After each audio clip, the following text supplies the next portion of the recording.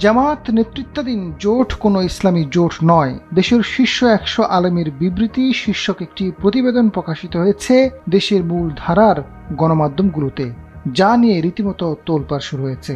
দাওয়াতুল ইহসান বাংলাদেশ নামে একটি সংগঠনের প্যাডে বৃহস্পতিবার বিবৃতিটি পাঠিয়েছে প্রচার সম্পাদক মাহাদি হাসান।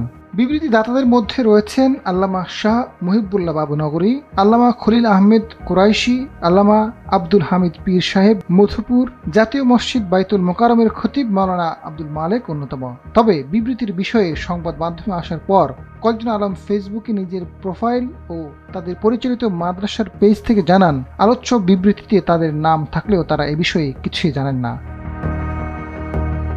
বিষয়টি নিয়ে দ্য ডিসেন্ট এমন কয়েকজন আলেমদের সাথে যোগাযোগ করে জানার চেষ্টা করেছে। তারা সবাই বলেছেন তারা বিবৃতির বিষয়ে জানেন না, যাদের মধ্যে বাইতুল মোকাররমের খতিব মুফতি আব্দুল মালেকের নাম রয়েছে 13 নম্বরে। তার ব্যক্তিগত সহকারী মাওলানা জহির জানান, এই বিবৃতির ব্যাপারে খতিব সাহেব কিছুই জানেন না, তিনি বিবৃতিতে নাম লেখাননি।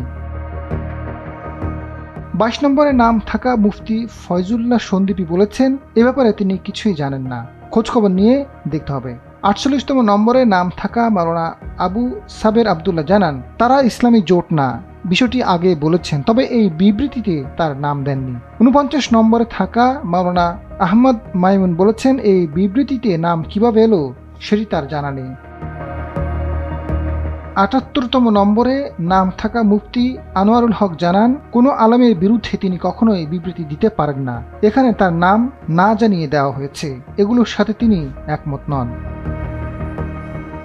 59 নম্বরে থাকা মাওলানা আতাউল হক জালালির ছেলে আরিফুল হক জালালি লিখেছেন এটি একটি মিথ্যা প্রচারণা। তার বাবাকে জিজ্ঞেস করলে তিনি জানান এ বিষয়ে তিনি কিছুই জানেন না।